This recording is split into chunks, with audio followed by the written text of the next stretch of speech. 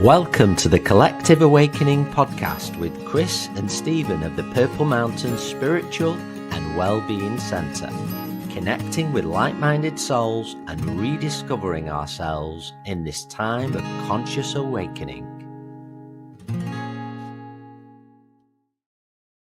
Hello, friends. Welcome to the Collective Awakening podcast with Chris and Stephen, and our wonderful guest for this episode, Sabine Cruz. Absolute pleasure to have you with us.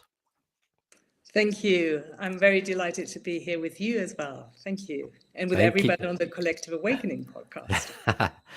And we're really excited about this episode. Sabine is the author of the book, Activate Your Highest Potential with Sacred Geometry, a practical guide to freedom, authenticity, and fulfillment. Doesn't that sound wonderful? And we're really looking forward to this episode in which we'll be talking all things sacred geometry. And unpicking that. But really, before we begin, I'm going to hand over to Stephen, because our connection to Sabine started with Stephen receiving a gift of her book. It was absolutely amazing, because it's interesting how synchronicities work, how alignment works on an unconscious level when not thinking about things. And I work with lots of clients, and there's a client that I was working with called Janet, which obviously knows Sabine very well, and I was very busy, very interested in geometry about 6 to 9 months ago, and I was very drawn to different symbols, and I didn't really understand it. And then suddenly I had this parcel that arrived at my door with a lovely little card that said, "Stephen, I don't know why, I might be a bit psychic, but I want to pass you on this book." And I was like, wow, this is really weird. And I was only thinking about geometry and signs, and really wanted to delve a little bit deeper into it. And I said to Chris, I've been reading this book. This is amazing. This is really simple to understand, and it's really powerful. We must get this lady, this beautiful soul, on the podcast, because what triggered me was actually when Sabine talked in her book about Thoth.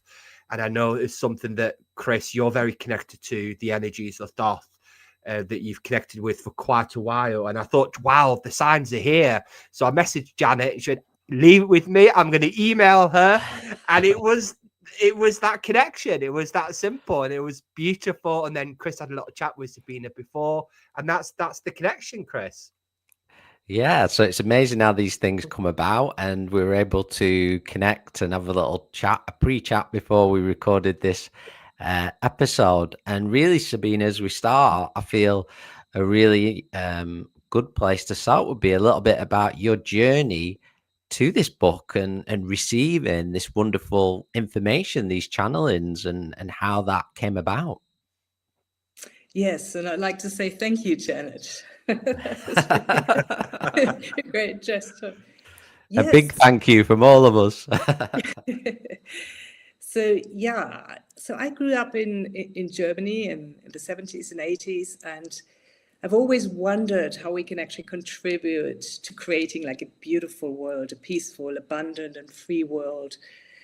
And so I studied economics, thinking of, that could be a contribution to abundance for everybody, for all. And studied in Germany and in London, in England.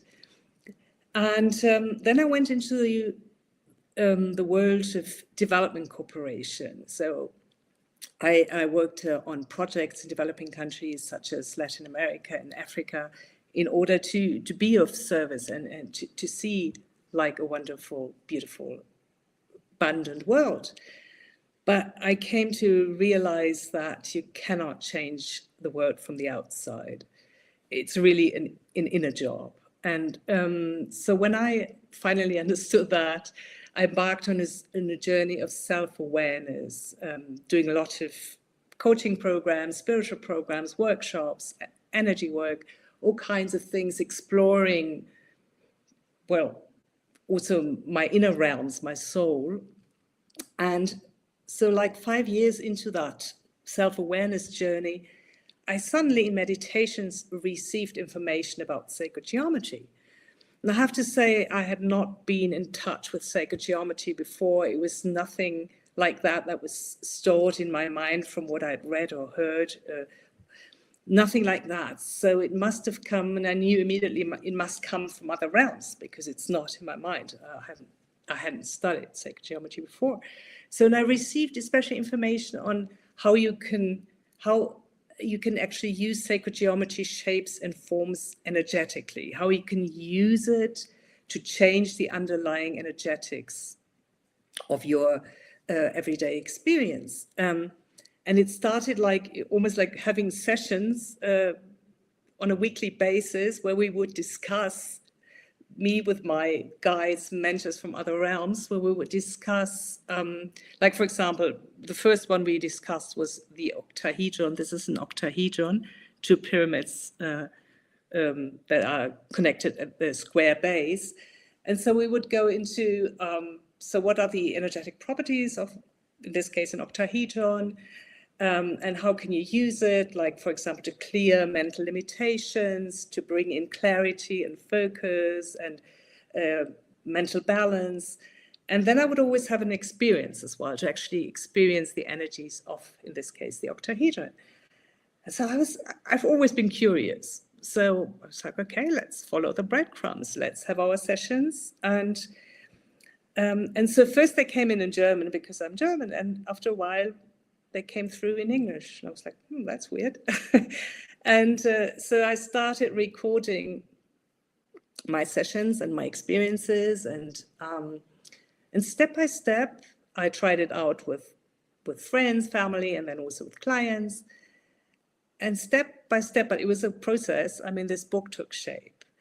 And pretty early in that process, Thoth appeared in a meditation, in a session I did with a friend, and showing me more about sacred geometry, and also saying that he would be the main mentor for this book. I mean, I would receive information, guidance, intuition from Thoth, also from other beings like Isis, for example, especially as far as the Ankh is concerned. I'm wearing one here. The key of life. But generally speaking, the overall mentor was Thoth. And I was like, okay, let's go with it, experiment, use it. And by the end of 2022, I thought, okay, now this book has to come out. I've got enough material. I've went through a self-editing. Now give it over to an editor and have it published. And so it was published on the 8th of August, 2023 in English, and a year later in Spanish. Wow, absolutely amazing story. And do you still continue having that strong connection with Thoth even today, with those downloads and that information that you're receiving? Yes, but it's more diverse. So, I mean, all kinds, like for the second book, I'm writing now a second book about embody your highest potential with sacred geometry. So the first one was the activation, and now it's about the embodiment. And that's more like where the angelic realms come in much stronger. Like, for example, the Elohim and as guidance, and also some like mentors, because it's all about the feminine sacred geometry shapes and forms and circles and spirals and columns and all that. So, but Thoth is still there, because I feel like he is also very helpful if you want to communicate in writing. He's a good mentor for that, the scribe, basically, that supports you with bringing things out in writing. But it's more diverse at the moment than it used to be for the first book. It's interesting how there is a strong ancient Egyptian influence there, isn't it? I feel that just talking. I think that's why I resonate with you so strong, because I sense that really strong, even with a lot of my work with the Egyptian, and how those ancient teachings and how they're sort of coming in very much in the forefront now more than ever before. They're very much needed now, aren't they, for this, call it, collective awakening, where the geometric shapes can activate and help us in our transformation.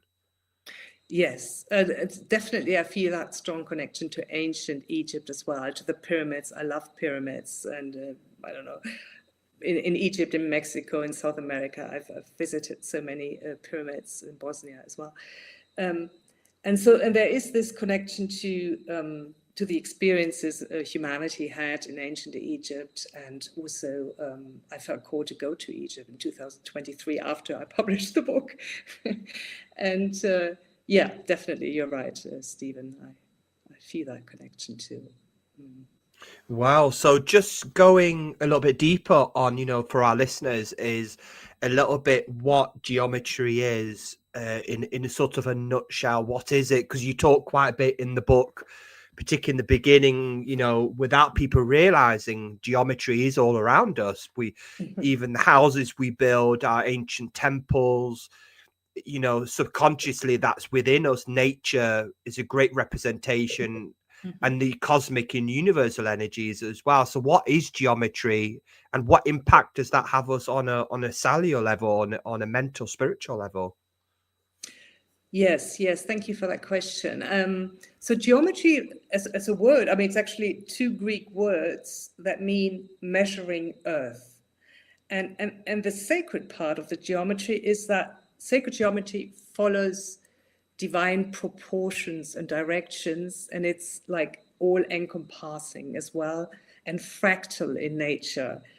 So fractal means like, so basically the same thing is contained in everything, but in different sizes or scales. And if you look at nature, if you look at the cosmos, even if you look at our bodies, we all carry sacred geometry in us. So it's basically the underlying structure of reality. Or I love to say as well, I mean, sacred geometry helps to put infinity into form. And so like one important number or ratio in sacred geometry is phi, and phi, the golden ratio, which is a certain infinite number, 1.618, and so on. And it's derived by, so if you have a line with two segments, a longer segment and a shorter segment, and if you divide the longer segment by the shorter segment, if that is 1.618 and so on, this is called the golden ratio. And this ratio, you find it everywhere in our body, in nature, in the cosmos. Like, for example, in your finger, if you divide this part by this part, or this by this, it's almost like approximately 1.618. We're not completely symmetrical, but it's like, and it's a proportion for beauty as well. If somebody, like if a face contains these proportions, or like a body, then it's considered beautiful as well. And I don't want to go into all the details of the mathematics, because I mean, you can find that in my book. You can find it in a free sacred geometry talk I did. But it's like there is an underlying Fibonacci sequence to the golden ratio, which then, if you combine the numbers, comes up with a spiral, a golden ratio spiral. And this spiral is everywhere in nature, in the cosmos as well. It's like a fern, is wrapped up like in a golden ratio spiral. A hurricane or a galaxy has got this spiral as well. And our DNA is like that as well, isn't it? Is our DNA the same? Exactly, or like our inner ear. So I mean, it's basically it's the underlying foundation of nature, cosmos, and our bodies as well, basically, of all life. And and so there is, and it's also, so that's one thing. And that's why also you find, like, even in ancient civilizations, you've got depictions of the flower of life all over the world, in Egypt, and in China, in Germany, in Turkey, in all these countries, and even ancient depictions, because people knew about the importance of sacred geometry in these certain shapes and forms for the fabric of reality. Yeah, so that is geometry. And the interesting thing with geometry is, of course, there are different shapes and forms. You have, like, for example, a tetrahedron, you have a pyramid, you have the flower of life. Got it here somewhere. You've got all kinds of shapes and forms, and they all carry different frequencies. And that's exactly, I mean, lots of people talk about the architecture and the mathematical properties of sacred geometry, but what came through for this book, through me, is really the energetic properties. Like a cube has different frequencies, holds different frequencies, and has different energetic uses than a sphere, for example. And they all serve their purposes. And that's the wonderful thing, is that's how you can actually work with them as well. No? Like, for example, if you want to go back to emotional balance, you would work with a shape like the icosahedron that would help you get back into emotional balance. And so that makes it tangible and brings it back to daily application for us. What I loved about your book, actually, when I was reading it, is the authentic side of experience, because sometimes people do a lot of research and they're really, it's a lot of it is parroted because they've learned this through books, but this, it comes through a lot of personal experience and lots of really powerful techniques. And it's interesting, me and Chris, we run a home circle, and last week I took some of these teachings and we started to look at the 0 point. And again, what's really interesting is about personal experience. Don't just listen to us. Use these shapes, experiment with them, feel them, open yourself up to how powerful and how they complement. If you do feel that you've got a block or you feel that you're stuck, use some of these geometric shapes to help you. And we predominantly last year, we worked a lot about copper pyramids and how, the base, you talked about the base being the amplifier and the activation, the holder of energy. And as a group, there was 10 of us. We really, didn't we, Chris? We really felt the power just by consciously connecting with that shape and the sphere of the power of the sphere as well. You think, it's just mind-blowing stuff. What I found really interesting as well, that the in different areas of the work, it can often start at the same point. When I was reading your bio, and it sort of starts from a place of what part can we do to sort of assist the world in this time we're living in, and in coming back to knowing ourselves. So I know there's been a few examples given, and I've got lots of questions about specific shapes. I really have. But how do you feel? Because we've talked a little bit about, when you mentioned Thoth and Isis and our ancestors in many ways, and how can this link us together to help us in our remembrance in this time we're living in now? As you've said, these geometric shapes are deep rooted within us and also in our past as well, helping us to resurface almost that lost knowledge. In general, what I love about sacred geometry is really that you talked in your last podcast with Kathy Skipper, was her name, huh? Yeah. About shadows and the subconscious and all. I found that very interesting, because it's actually, because there's so much information and programming and conditioning stored in our subconscious. And the great thing about the sacred geometry is that it actually surpasses any filters your minds might have and goes directly into the subconscious, and whatever there is that limits you, be it from ancestral programming, be it from societal programming or your own limitations, it uninhibitedly goes into the subconscious mind, and then it clears everything that is not authentically you, or the conditioning, the programming from society, ancestors, religion, whatever, and takes you back to who you truly are, to your true self, to home. And that's the powerful thing about sacred geometry. And on the one hand, it can clear limitations that you have from ancestors, but it can also connect you to gifts from your ancestors or like memories from ancient cultures, the inner wisdom becomes available when you work with sacred geometry. And so there is a connection between like what ancient civilizations have known before, but there's also this, what is not authentically us can actually be transformed because sacred geometry takes you back. And that's what Plato, the Greek philosopher, who is at the basis of the Platonic solids like sacred geometry, shapes and forms, said, like, geometry will draw the soul toward truth. I like that. And that's powerful, and that's why I love it. Well, yeah, the way you were describing it there, to me it just spoke of truth, the way any truth can cut through illusion and bring clarity. That it's completely unfiltered. It just is. And I really agree with what you've said there in the ways that I've come to the conclusion. I don't feel we're really here to change ourselves, but more gain clarity and see what doesn't belong to us, the layers that we pick up that do filter our sight, and illusions and stories and false beliefs. I think that what is the core of us is not there to be changed, really.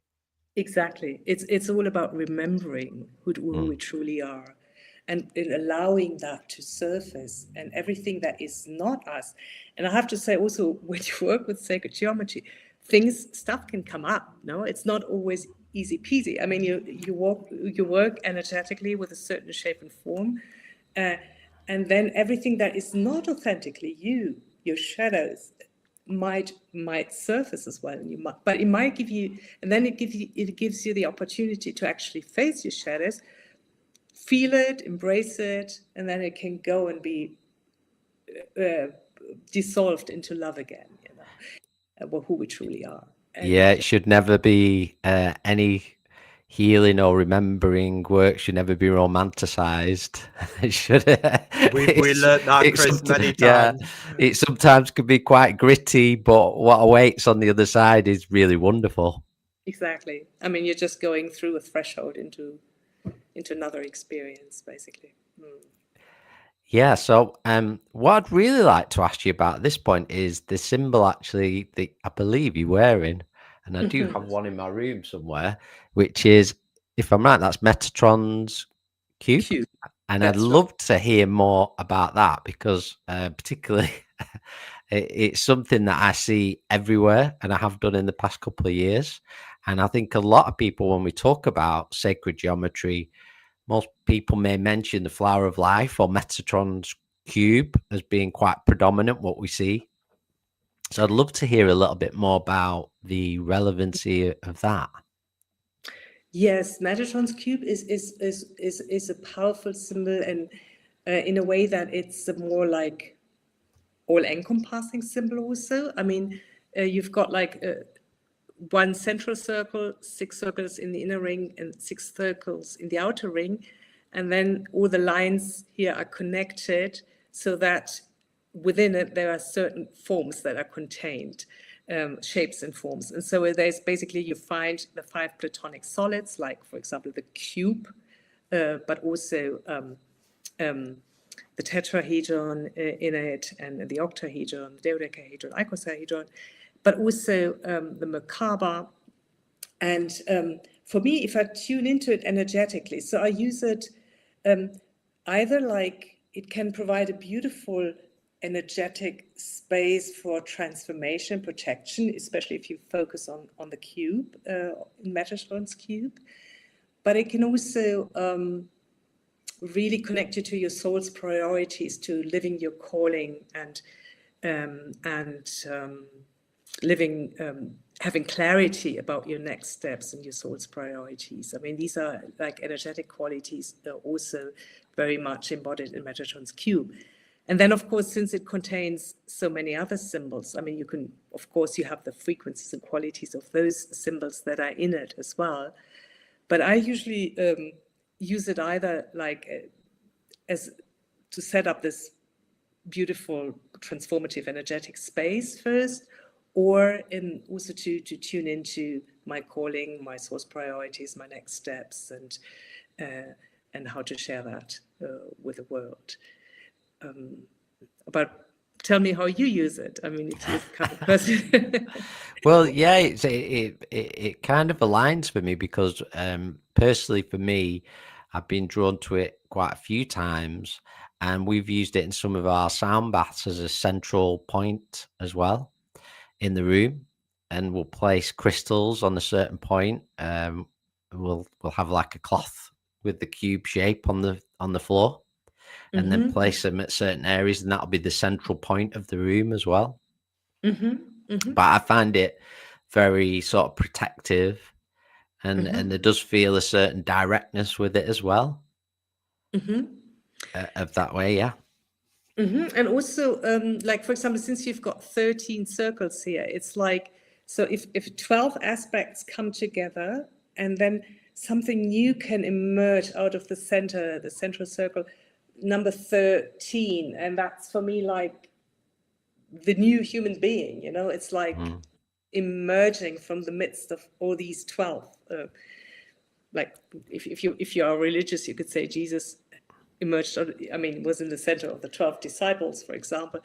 So it's the number 13, the human being with all his or her innate abilities embodied, that emerges out of the depth.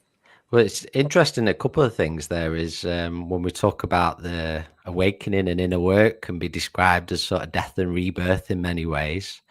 But also, I have heard in the past, I don't know how you feel about this, the connection between a lot of people have connected Metatron and also Jesus together in some ways. Have you heard that before? Have you had any sort of downloads of that or information? Has that ever come to you?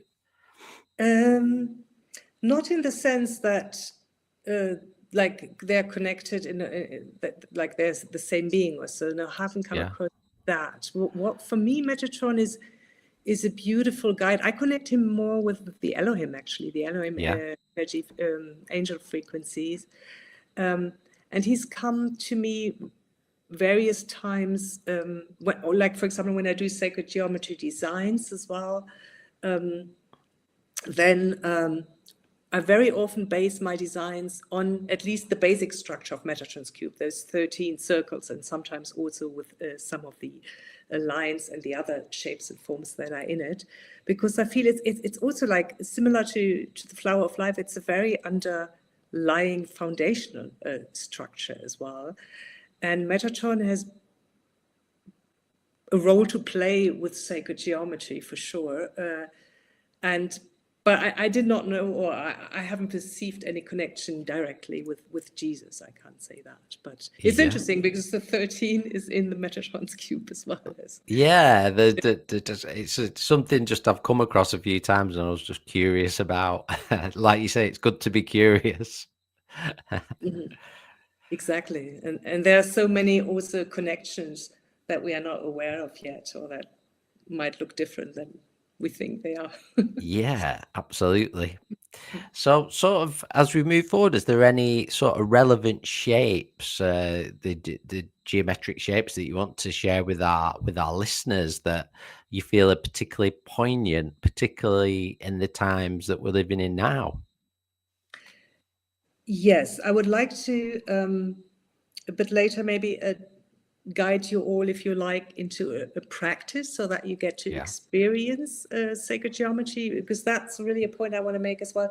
It's important not to just think or study sacred geometry. I mean, there are many ways you can work with sacred geometry, but it's really important to have I feel, to have a really an impact, to get its benefits, to experience the frequencies that are inherent in sacred geometry.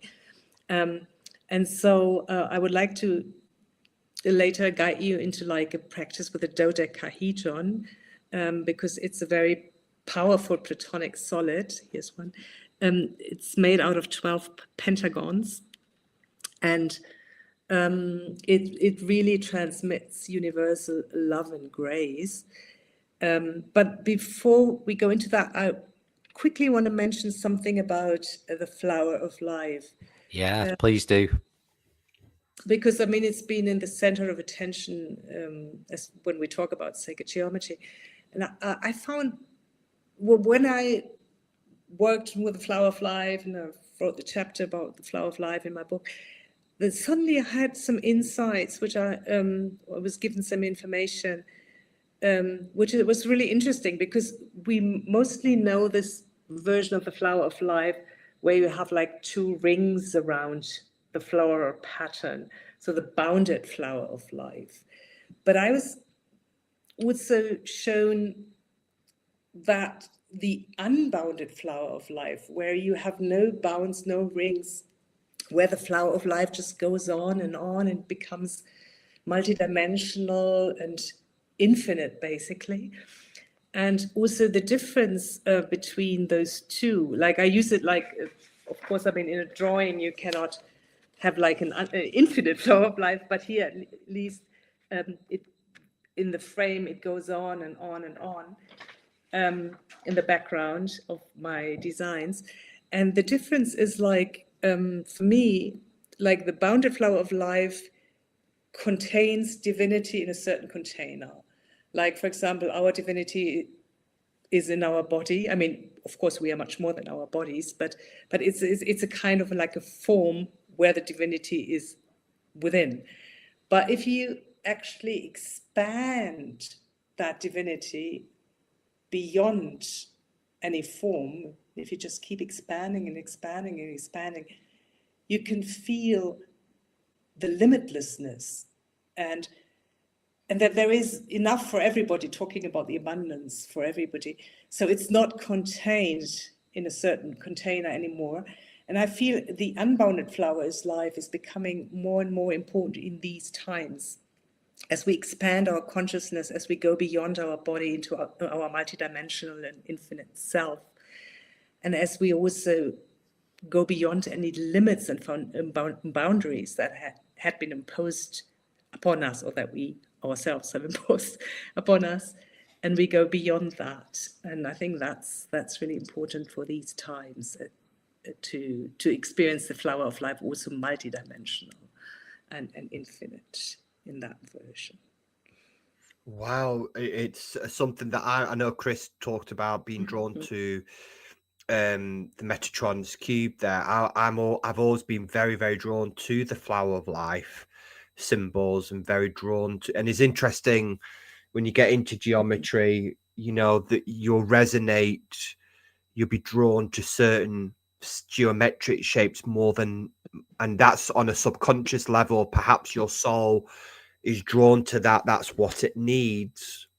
Or what it doesn't need. Do you think that's sort of right, that to say that to the listeners? You know, people will be drawn to certain geometric shapes more than others, and that's probably for a reason, for the energetic side as well, isn't it? Exactly, because since they carry certain frequencies, you might be drawn to some frequencies more than others, because that's what you need in that very moment. And for me, like, it has been a really great gift to have been shown all the different frequencies that are contained in all these different shapes and forms, because what I now do is like preparing a meal.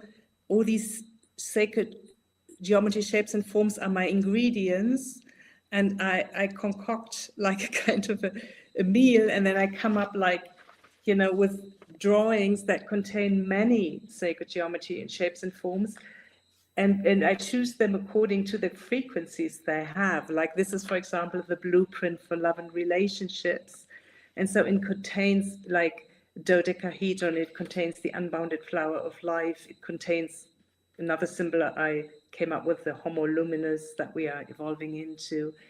And so and I use colors as well, because colors have light codes that support the sacred geometry shape and form codes, and also numbers that are important, that carry certain frequencies as well. And then it comes up like a cocktail. And like, this was for love and relationships. Another one I did like for health and well-being. And so basically, it's depending on what you need, you can then work with certain shapes and forms, because, or like a combination of certain shapes and forms. This is the blueprint for health and well-being. And then because that's what you need at the moment, or that's what you want to explore at the moment. And in the free sacred geometry talk that I've got on my website and my YouTube, I'll guide people into an activation of this blueprint for health and well-being, so that you can experience all those frequencies that are inherent in that drawing, but that are related to health and well-being and vitality. When you just lifted that piece of paper up, my head went all fuzzy. I felt it straight into my third eye just by looking at it. I was like, wow. I was like, whoa. So again, it's about seeing is believing. It's about experiencing it. You know, so what would you recommend then, just sort of as a starter point of view? Is it meditation, visualization, get some of these symbols printed out, sit with them? You know, I know a lot of people wear jewelry. That's another way, a very powerful way to wear them. Lots of altar cloths and things you can hang on the wall. Do you recommend things like that? Yes, I mean, there are many ways you can actually work with sacred geometry. I mean, if you can, I mean, it's great that you have even that experience just by looking at it. I mean, it's like, because looking at it is basically the first step. You can look at it and the frequencies go into your subconscious. But if you actually energetically work with it, and we're going to have that experience soon, then it's even much stronger. But it's great that you have the response already by just looking at it. And so you can print it out. I would recommend, like, especially with these drawings, these designs, to print it out in colors, because the colors carry their codes as well. You can energetically, and we're going to do that, step into a sacred geometry shape and form and activate it and ask it to share its frequencies with you. You could invite it into your energy system and activate it as well, and make it move and spin in your energetic system. I use it as screensavers as well, so that I always, when I open my phone, I already have that. You can put your food and your drinks on it. I have it as artwork also on my wall. So there's again this blueprint for health and well-being. And like, for example, if you wanted to start with it, so I mean, there are ways. Of course, there are lots of practices and symbols and drawings in my sacred geometry book. Activate Your Highest Potential with Sacred Geometry. But I also have like designs and short activations on my Instagram page, Sacred Geometry Experience. And on my website, I've made available these blueprints with a short meditation activation, so that you can actually look at them, but also be invited energetically into those frequencies, into those designs. And so they can be purchased from my website. So you could purchase the actual shapes and get them printed, or how does that work?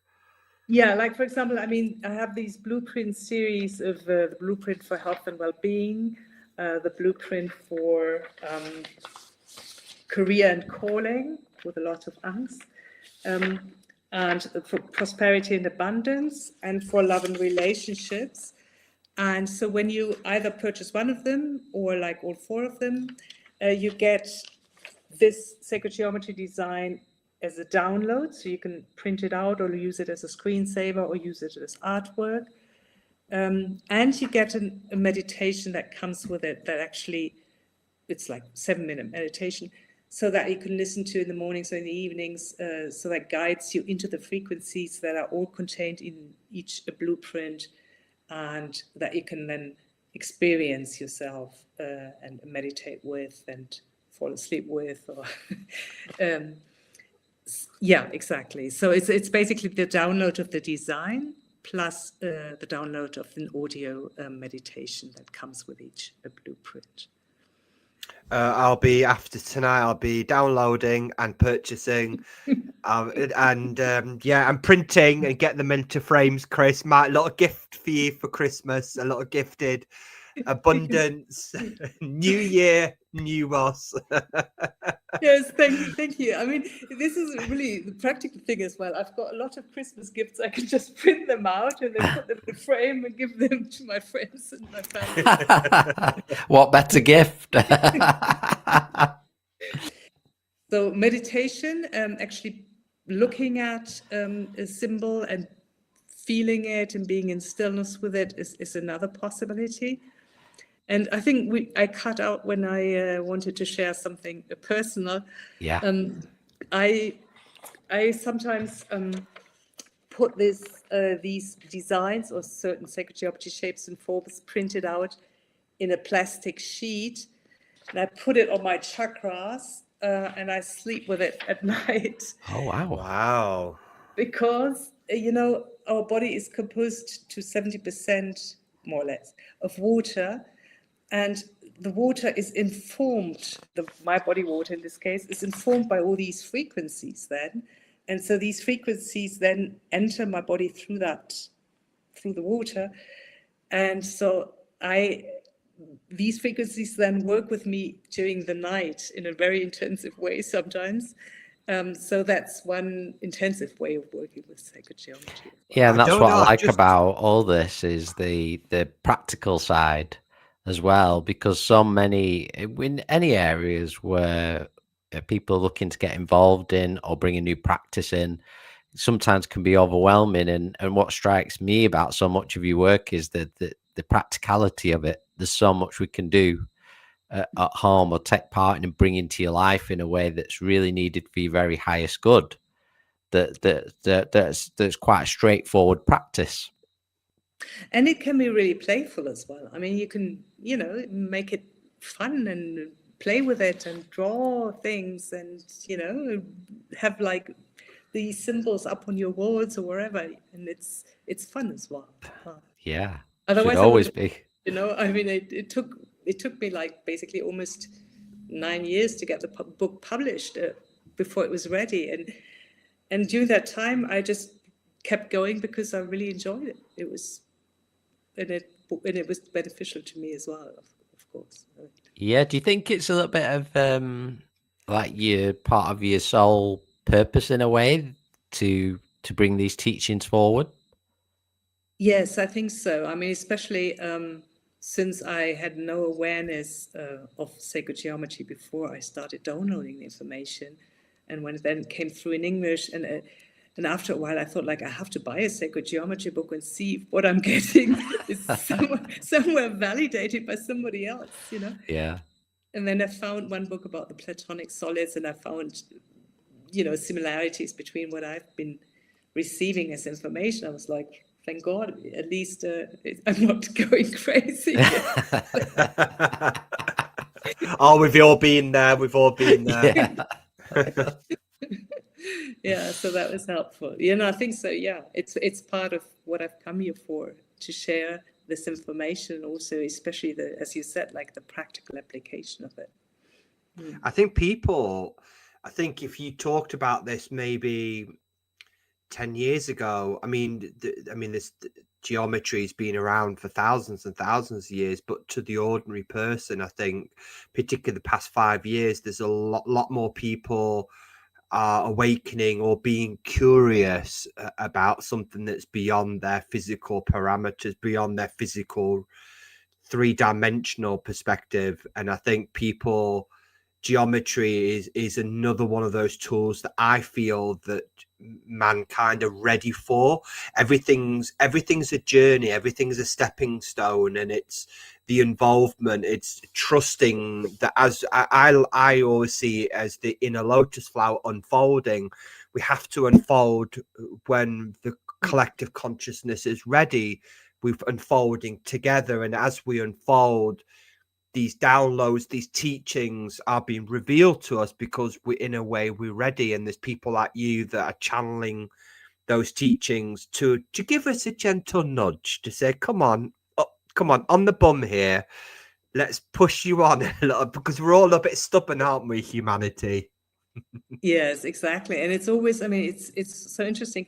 You always go through your own process first before you can actually share it with the world. And it was really beneficial for me in all my transformation. And what I'm writing here, like a practical guide to freedom, authenticity, and fulfillment, that was my own journey that the work with the sacred geometry has led me on. And yeah, and that's really, we get to experience first what we then bring out into the world, and that's beautiful.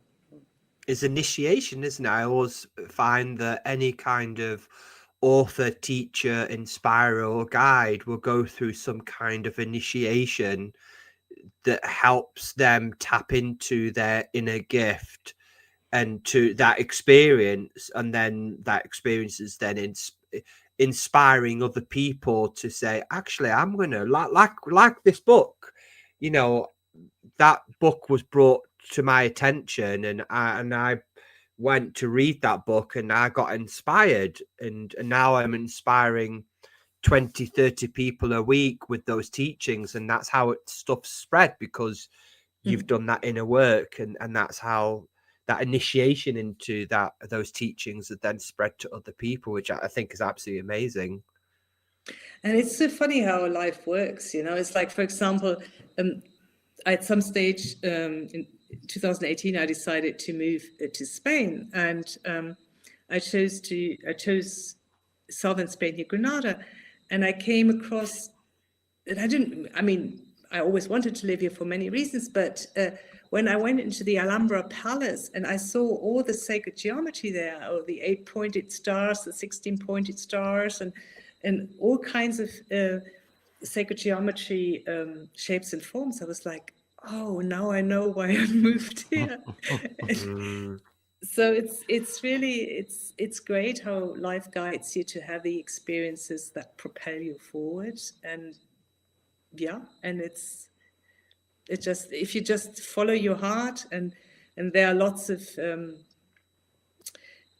practices as well that help you with that, and certain, you asked like what other shapes and forms would you really recommend. I love the sphere as well, working with a sphere as a symbol of creation, of the nothingness and everything at the same time, and then you can have like insights and visions as well. I liked the sphere for that, and also inner wisdom is also Metatron's cube, and clarity especially. And also the dodecahedron, which we're going to experience soon, can help you with that. So there are many, depending on which phase of your life you're in and what you're really looking for. Many shapes and forms can help you with certain things, or if you combine them, the effect is even stronger.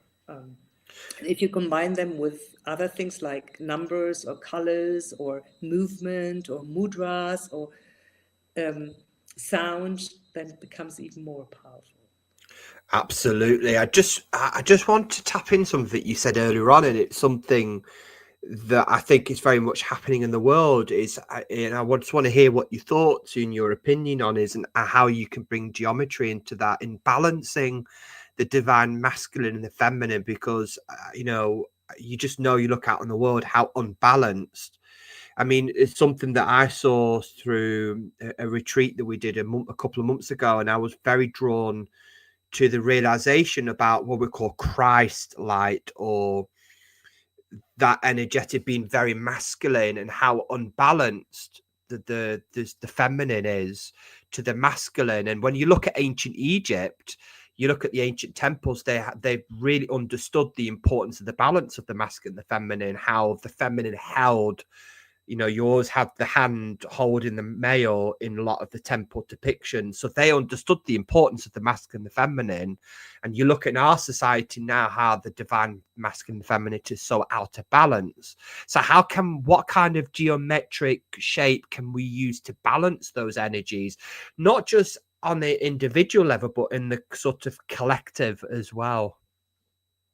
Yeah. So if you want to, if I work with polarities and I want to see where I'm at with both sides of the polarity, then I love using the Vesica Pisces, because these are two circles that intersect, and then see if one circle is bigger than the other, if I tune into the two energies, or how they overlap, and how I can actually then use the Vesica Pisces to get back into harmony of the two polarities. So that's one sacred geometry you can work with.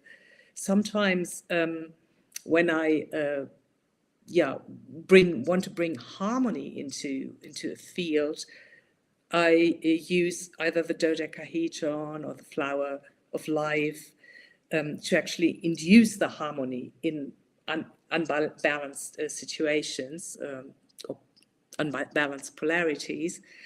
And I also want to mention that there are, apart from sacred geometry shapes and forms, there are sacred symbols as well. I've already mentioned the Ankh, the Egyptian Ankh, the key of life. But there's also, like, for example, the yin and yang symbol that shows the two polarities, the masculine and the feminine, and also that the part of one polarity is in the other. And so you can work also with sacred symbols to bring them back, to see where you are with your polarities and to bring them back into harmony and balance again. So I love that, because you're basically pulling our awareness within ourselves again to say, look, mirror inside of you, look at the polarities inside of you, where is the masculine dominating the feminine? And that's how we're going to, I love that. And it's reminding me again that, don't look just at the external. The world doesn't need rescuing. We're here to sort our own stuff out. Look at yourself. And that's the best we can do, is inspire people to look within, look at your own polarities, look at your own imbalances, look at harmonizing the feminine, the masculine within yourself.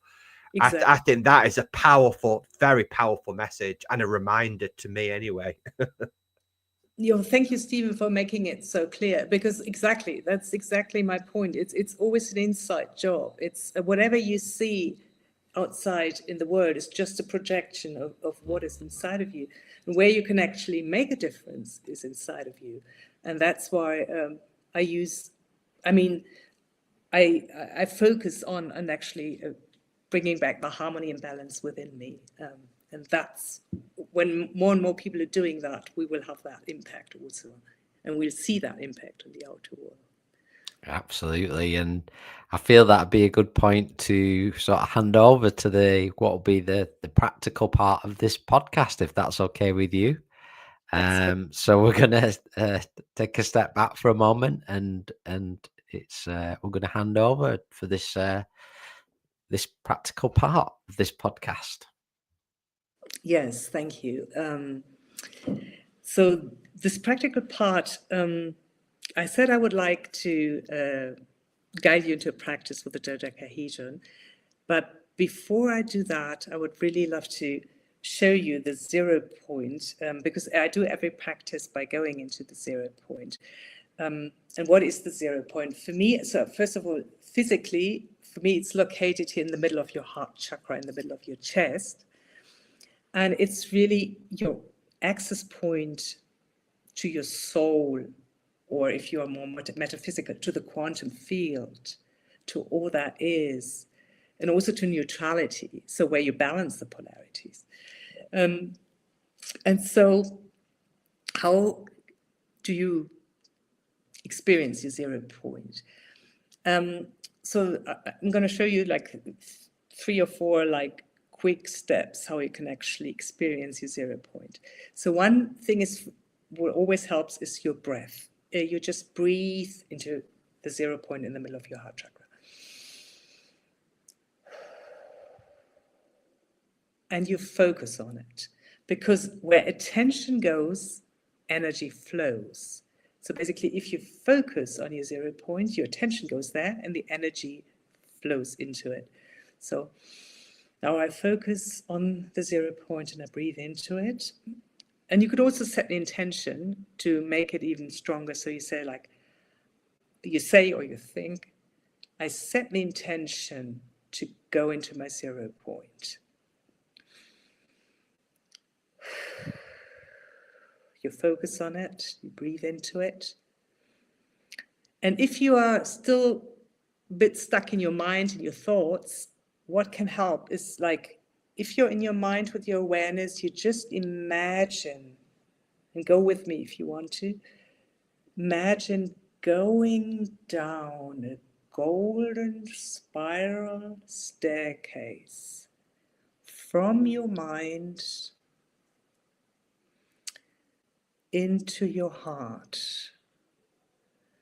And you really land in the middle of your heart chakra, in the middle of your chest, in the 0 point. And again, you take a few deep breaths into your 0 point. And you focus on it. You set an intention to go into your 0 point and stay there. I set an intention to go into my 0 point and to stay there. And you focus on it and you breathe into it.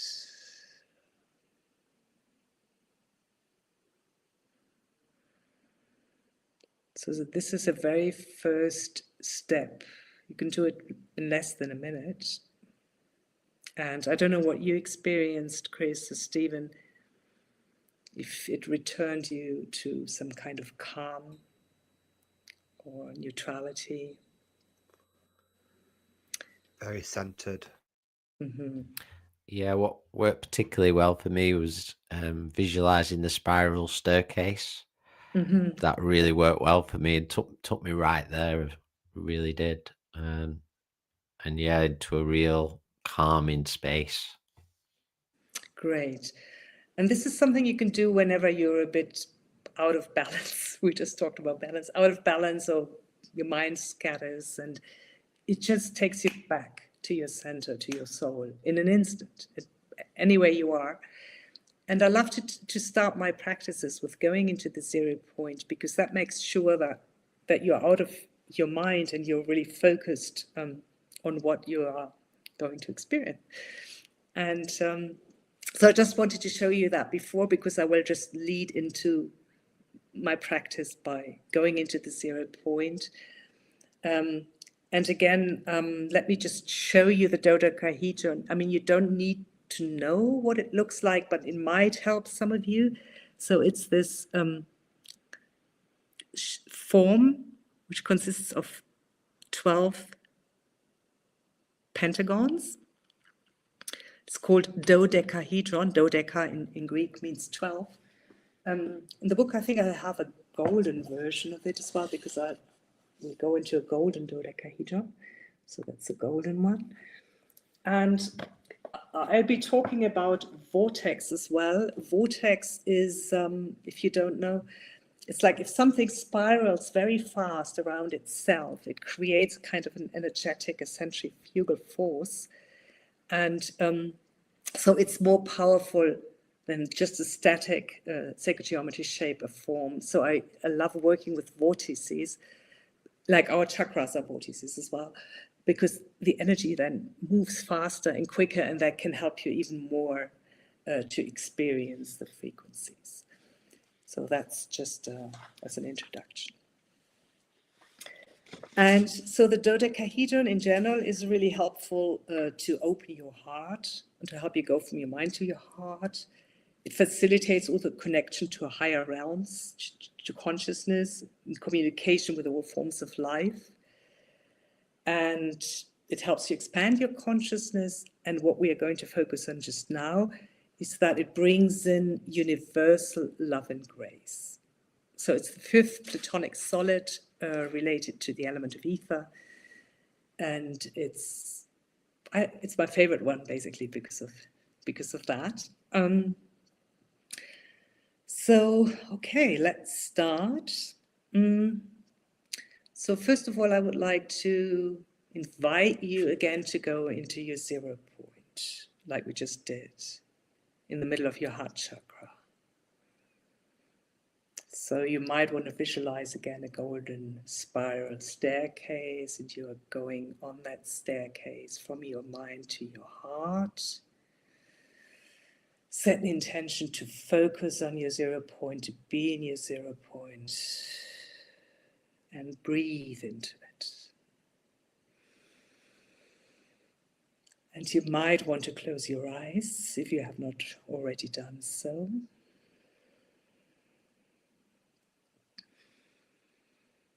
Now imagine that you can see, sense, or feel a huge golden dodecahedron in front of you. One large enough for you to step into. And now you just by intention, you step into the center of the golden dodecahedron and you relax into its golden frequencies. So we set the intention to step into the center of the huge golden dodecahedron and we relax into its frequencies. Now ask the dodecahedron to activate itself and to rotate within, around and through you with the intention of sharing its energies of grace and universal love with you. So we ask the dodecahedron to activate itself and to rotate within, around and through us with the intention of sharing its frequencies of grace and universal love with us. Breathe deeply and bask in the energies that you are sensing. And ask yourself, do I feel peace? Do I feel an expansion in my heart chakra? Or what do I notice?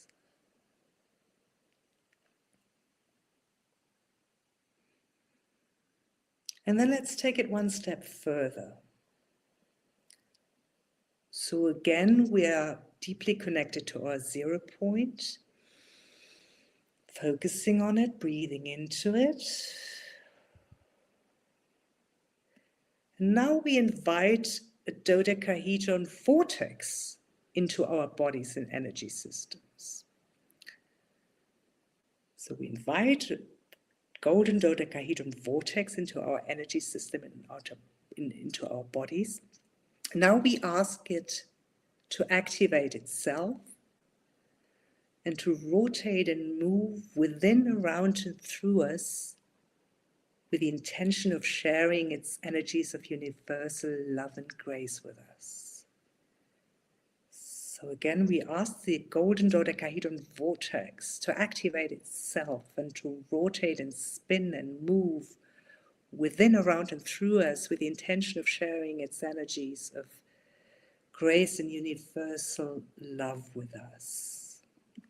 And see, sense, or feel how this dodecahedron vortex goes into every cell of your body, how it goes into your organs, how it goes into the whole physical body, how it brings in the energies of universal love and grace also into your emotional body, into your mental body, into your energetic body, into your aura, and how it shares and expresses all these golden frequencies of universal love and grace like a fountain, like a well, a never-ending well of golden frequencies of universal love and grace.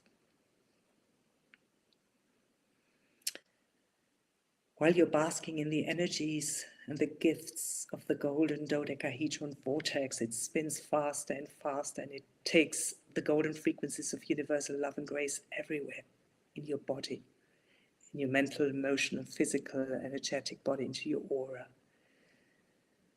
And now tune in.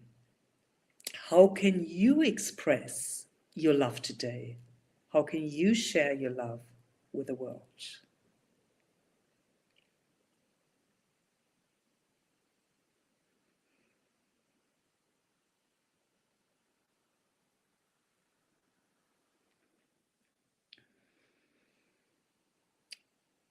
Now I invite you to take a few deep breaths to ground your experience, to integrate your experience. Whenever you're ready, you can come back into this space, into your body. into the room that you're in, and slowly open your eyes.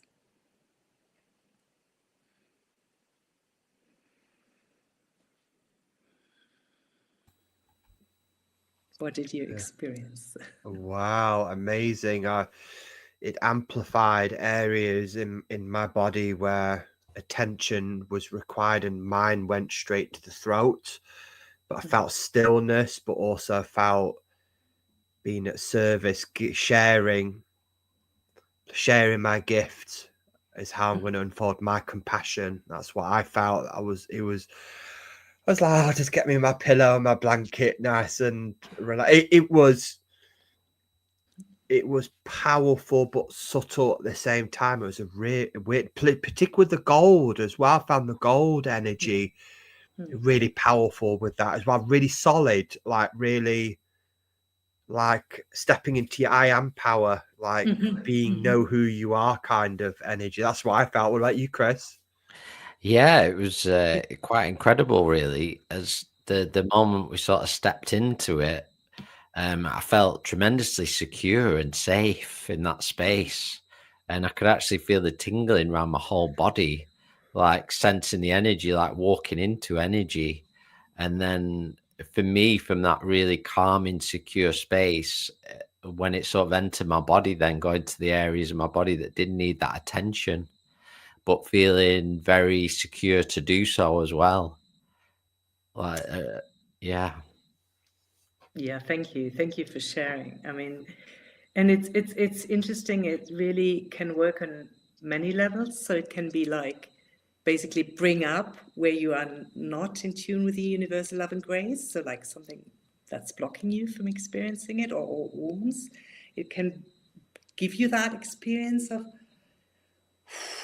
love, safety, bliss, everything. Or it can also share inner wisdom or support you in sharing your gifts with you. So, I mean, it's like there are different levels. I'm just saying that because people might have different experiences, and so that you know that it can also bring up stuff, but it can also let you into revelations. It can let you into feeling that you are love, the I am presence, feeling that universal love coming to you and going to where it needs to go. Yeah, thank you. Oh, sorry. I was wait. I thought Chris was talking there. I'm just in another. I'm in another realm at the moment. I'm just. You've in that transported energy. us. You know what? You know what I was really seeing then, which is really odd. I just saw this pink energy coming around Sabine, just that pink energy. And then with Chris, it was like a green energy. It was like this green energy. Is that like normal? Do you like, I keep seeing colors. It's really weird. I keep seeing really vibrant colors. That's great because I mean, colors are like similar to shapes and forms. They carry their light codes in this case. And so like green and pink are the two colors associated with the heart chakra. Right. So the pink is more the compassion with others and or for others, and the green is more the healing color.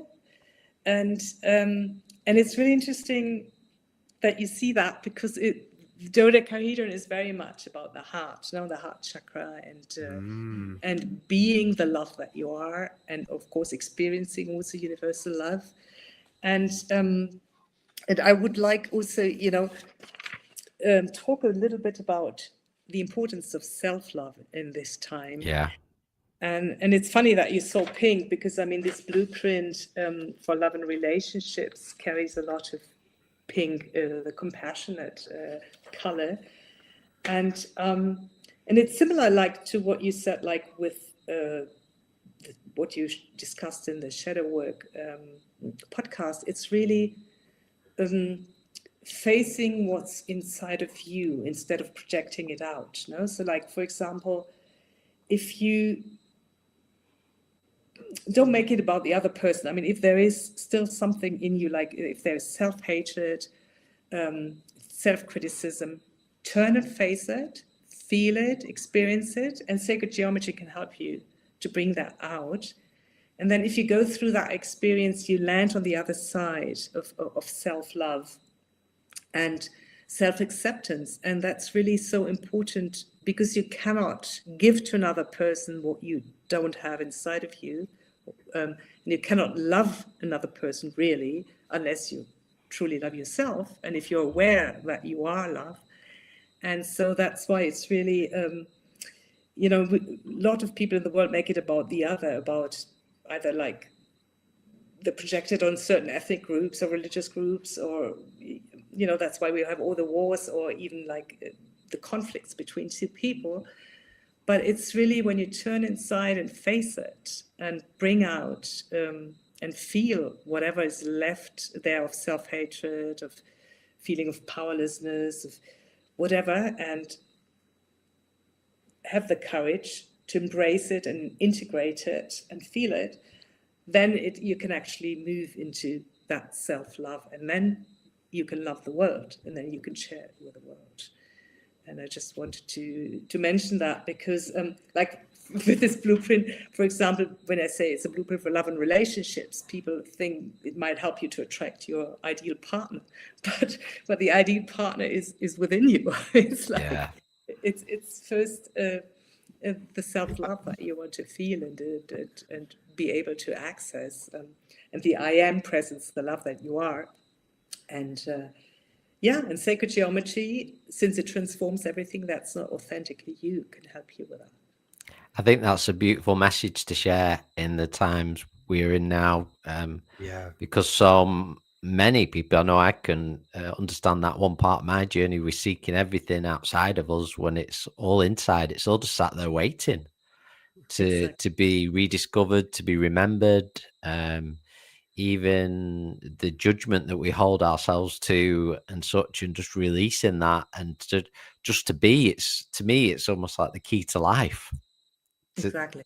It unlocking that. And what I like so much about your journey is as well, that in the time when, of course, not to dismiss anything academic, but in a time that so much weight is placed on, well, if you don't have certain academic qualifications, how can you speak on this? Well, we're channeling it so purely, and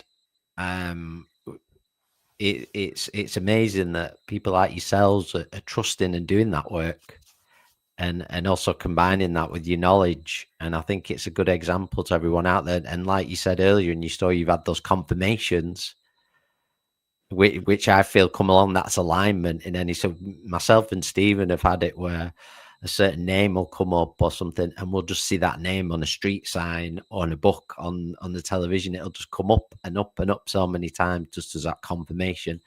And I feel that's a huge inspiration to anybody listening who may be in the beginnings of receiving information and feel, well, maybe I'm not qualified to speak on this, but they are 100%. Yes, and it's really like, you know, we are going beyond the internet, and we are going to the universal web. You know, we are multidimensional beings, and we tune in multidimensionally as well, and bring through those codes and those pieces of information, and everybody has access to it. And even like going into your 0 point can help you connect to all the other realms as well. And so I completely agree with what you've just shared, Chris. Yeah. Well, thank you so much, Sabine, for your time that you shared with us. So much information in this time that I'm sure many people find very interesting, very relevant, and that word that's been mentioned a few times, very practical, something we can do and take part in. And I certainly strongly encourage you, if you feel drawn to check out Sabina's website, and also a book as well, which we'll put links to. If you're watching this, or if you are listening to it, wherever you are, it will be there. And I'm quite sure that we will be speaking again, because there's much more to speak on this subject. But for now, it's been an absolutely wonderful episode and a privilege to share this time with you. Yes, thank you so much, Chris. Thank you so much, Stephen. I really enjoyed our time together as well. And please check out my website, and there's lots of information for free as well, and you can if you feel guided to get the blueprints, or you can do one-on-one coaching with me. I'm a certified coach as well. And so, I mean, there's a lot of information also about sacred geometry, and you will find the designs as well on Instagram or Facebook pages of mine. And the website is just my name. It's www.sabinecruise or sabinecruise.com. However you want to pronounce it. Yeah, and the book is available as ebook or as a print copy in English, Spanish, on Amazon, and through bookstores via Ingram Spark. It can be ordered. So yeah, so if I can be of any service, just let me know. Just contact me, or if you and there's something, if I may mention, that I feel guided to do group coachings, webinars from next year onwards, like where we will actually look at certain inequalities that we need for the new time we are moving into, supported by frequencies and designs of sacred geometry. So I haven't put it up yet on the website. It's still being birthed, but it will be up on my website and Facebook and Instagram. And also, if you subscribe to the newsletter, then you will also get the information once it's going to be birthed. Sounds absolutely incredible and amazing. Thank you so much once again for sharing your time with us and all that wonderful information and knowledge that you channeled and shared with us in your book. And just thank you to everybody who's listened and supports this podcast. Please click and subscribe, and we'll do our very best to keep some wonderful content like we spoke about in this episode coming for many more episodes along. So thank you so much, everyone. Until we speak again, we're going to say goodbye for now. Yes, thank you to everybody in the audience. Thank you for being interested in all this, and thank you to both of you for doing such a wonderful podcast. I mean, it's what we need for collective awakening. I mean, absolutely. Thank you so much, everyone.